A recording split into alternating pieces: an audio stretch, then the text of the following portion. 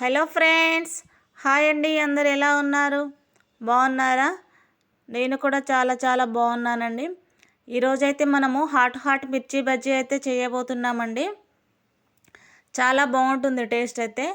మనకు బండి మీద దొరికే మిర్చి బజ్జీలానే టేస్ట్ అయితే వస్తుందండి.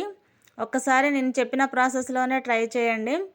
ఎవరైనా ఫస్ట్ టైం నా ఛానల్ చూస్తున్నట్టయితే లైక్ చేయండి, షేర్ చేయండి, సబ్స్క్రైబ్ చేయండి ఫ్రెండ్స్. బయట అయితే వర్షం పడుతుంది, అందుకోసం అయితే నేను హాట్ మిర్చి బజ్జీలు అయితే చేయబోతున్నాను. చూడండి, ప్రాసెస్ అయితే చెప్తాను, నేను చెప్పిన ప్రాసెస్లోనే చేయండి. దానికోసం ముందుగా అయితే మనం శనగపిండి తీసుకున్నామండి. శనగపిండి తీసేసుకొని మనము అందులో కావాల్సినవన్నీ కలుపుకోవాలండి. పిండి కరెక్ట్ కొలతల్లోనే కలుపుకుంటే మనకైతే టేస్ట్ అయితే బాగుంటుంది. చూడండి, ఇప్పుడైతే నేను చెప్తున్నాను. శనగపిండి తీసుకున్నాము. శనగపిండి తీసుకొని అందులో 2 స్పూన్లు అయితే బియ్యపిండి వేసామండి. చూడండి, 2 స్పూన్ల బియ్యపిండి అయితే మనకు క్రిస్పీగా వస్తుందండి బయట లేయరు. తర్వాత కారం వేసుకోవాలండి మనము. చూడండి, కారం కూడా వేసేసి కొద్దిగా సాల్ట్ అయితే వేసామండి. సాల్ట్ వేసేసి ఇది తినే సోడా ఉంటుంది కదండి, అది కూడా కొంచెం వేసుకుంటే మిర్చి బజ్జీలు మనకి చాలా మంచిగా వస్తాయండి. అవి కూడా వేసేసుకొని కొంచెం సాల్ట్ కూడా వేస్తున్నాము. చూడండి, సాల్ట్ కూడా వేసేసుకొని ఒక్కసారి మనమైతే కలుపుకోవాలండి ఇలాగ నీట్గా. చూడండి, ఇలాగైతే కలుపుకోవాలి మొత్తం కలిసేలాగా. ఇలాగ కలుపుకున్నాకైతే మనము కొంచెం వాము ఉంటుంది కదండి, అదైతే మనము ఇలాగ నలుపుకొని అయితే కొంచెం అయితే వేసుకోవాలండి. వాము వేసుకుంటే మనకు కొంతమందికి శనగపిండి పడదు కదండి, అప్పుడైతే మనకి కవర్ అయిపోతుంది వాము వేసుకుంటే. చూడండి, వాము కూడా వేసేసుకొని కలుపుకున్నాక వాటర్ అయితే వేస్తున్నాం మనము.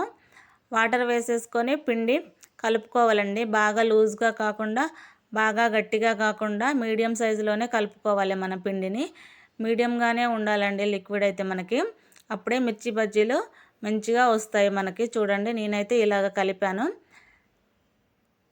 చూడండి, ఇలాగైతే కలుపుకోవాలండి పిండి. మనం బాగా లూజ్గా కూడా కలుపుకోవద్దండి. బాగా లూజ్గా కలుపుకుంటే ఏంటంటే మనకైతే మిర్చి బజ్జీకి పిండి అయితే అంటుకోదండి. చూడండి, ఇలాగ కలుపుకున్నాము.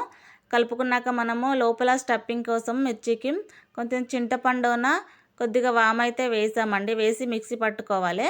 మిక్సీ పట్టుకున్నాక మనమైతే మిర్చి బజ్జీలు ఉంటాయి కదండి, వాటిని మనము ఇలాగ మీడియం మధ్యలో కట్ చేసుకోవాలండి. కట్ చేసుకొని గింజలు తీసుకోవాలనుకుంటే తీసుకోవచ్చండి, లేదనుకుంటే కారం తింటాం అనుకుంటే అలాగే మనము స్టఫింగ్ అయితే చేసుకోవాలండి.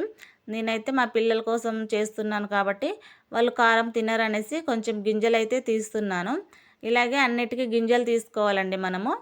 అవసరం లేదనుకుంటే తీసుకోకున్నా పర్లేదండి. ఇలాగ గింజలన్నీ తీసుకోవాలి మనము. తీసుకొని వాటిలో అయితే మనము చింతపండు వాము ఉంది కదండి, ఆ స్టఫింగ్ అయితే చేయాలి. చూడండి, నేను అన్నిటిలోకి గింజలు అయితే తీసాను, చూపెడుతున్నాను మీకు. ఇలాగ తీసుకోవాలండి అన్నిటికీ.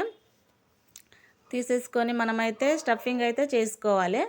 చూడండి, ఇప్పుడు చింతపండు వాము మిక్సీ పట్టాం కదండి, అదైతే లోపల పెడుతున్నాము మనం స్టఫింగ్ కోసము. అది పెడితే ఇంకా టేస్ట్ కొంచెం బాగుంటుందండి, మన కారం కూడా ఉండదు. చూడండి, ఇలాగ పెట్టుకోవాలి. ఇలాగా అన్నిట్లోకి ఇలాగ మనం స్టఫ్ చేసుకోవాలండి. ఈ చింతపండు వాము కాకపోతే మనం బంగాళదుంప ఉంటుంది కదండి, అది కూడా బాయిల్ చేసుకొని మనము కొంచెం ఆనియన్ కలుపుకొని అయితే మనము ఇది కూడా స్టఫింగ్ చేసుకోవచ్చండి లోపల. అది కూడా స్టఫింగ్ చేసుకొని మనము పిండిలో కలుపుకొని వేసుకున్నా కూడా చాలా బాగుంటావండి. చూడండి, నేనైతే అన్నీ ఇలాగ స్టఫింగ్ అయితే చేశాను. ఇలాగ స్టఫింగ్ చేసేసి మనమైతే ఇటువైపు అయితే ఆయిల్ పెట్టుకోవాలండి. మనము ఒక ప్యాన్ పెట్టుకొని డీప్ ఫ్రై సరిపడా ఆయిల్ అయితే పెడుతున్నాము. చూడండి, ఇలాగ ఆయిల్ వేసుకోవాలండి మనము. ఆయిల్ వేసుకొని పిండిలో అయితే మనము మిర్చి బజ్జీ ఉంటుంది కదండి, అది డిప్ చేస్తున్నాము. చూడండి, ఇలాగ డిప్ చేసుకొని మనము వేడి ఆయిల్లో వేసుకోవడం అండి. ఆయిల్ మరీ వేడిగా ఉండకూడదు, అంతని మరీ వేడి కాకుండా కూడా ఉండకూడదండి. మీడియంలోనే ఉండాలి ఆయిల్ మనకు. అలా ఉంటేనే మనకు మిర్చి బజ్జీలు పర్ఫెక్ట్గా వస్తాయండి. చూడండి, నేనైతే ఒక్కొక్కటిగా వేసుకుంటున్నాను మిర్చి బజ్జీలు. చాలా బాగొచ్చాయండి టేస్ట్. మీరు కూడా ఒక్కసారి తప్పకుండా ట్రై చేయండి. ఇంకా వర్షాకాలం అంటేనే మనము మిర్చి బజ్జీలు, పకోడీ ఏదో ఒకటి వేసుకుంటాము కదండి. చూడండి, ఇలాగ ఫ్రై చేసుకోవాలండి మనము. చిన్న ప్యాన్ పెట్టాం కాబట్టి ఎక్కువ వేయట్లేదండి, ఇలాగ వేస్తున్నాను. చూడండి, రెండోసారి కూడా అన్నీ వేస్తున్నామండి. ఇలాగ ఆయిల్ మీడియం ఫ్లేమ్లోనే ఉండాలండి మనకు. ఇలాగైతే ఒక్కొక్కటిగా అన్నీ వేసుకోవాలండి మనము. అన్నీ వేసేసుకొని మీడియం ఫ్లేమ్లో పెట్టుకొని బాగా వేయించుకోవాలండి మనము. వేయించుకుంటే బయటేమో క్రిస్పీగా ఉంటుంది బియ్యపిండి వేసినందుకు, లోపలేమో మనకి సాఫ్ట్గా చాలా బాగుంటుందండి. చూడండి ఇలాగ వేసుకోవాలండి మనము. కొంచెము మిర్చి అనేది కనపడితేనే మనకి బాగుంటుందండి. చూడండి అన్ని మిర్చి బజ్జీలు అయితే వేసాను నేను. ఇలా వచ్చాయి చూడండి, చాలా బాగా వచ్చాయి. మిర్చి బజ్జీలు కారం కూడా ఏం లేవండి, బాగానే ఉన్నవి. చూడండి ఇలాగ వచ్చాయి, చాలా బాగున్నాయండి మిర్చి బజ్జీలు అన్నీ అయితే వేసేసాను నేను. చూడండి ఇలాగ మొత్తం వేసేసాను. వేసాకైతే మనము మధ్యలోకి కట్ చేసుకొని ఆనియన్ స్టఫింగ్ అయితే చేసుకుందాము. చూడండి ఇలాగ కట్ చేశానండి నేను.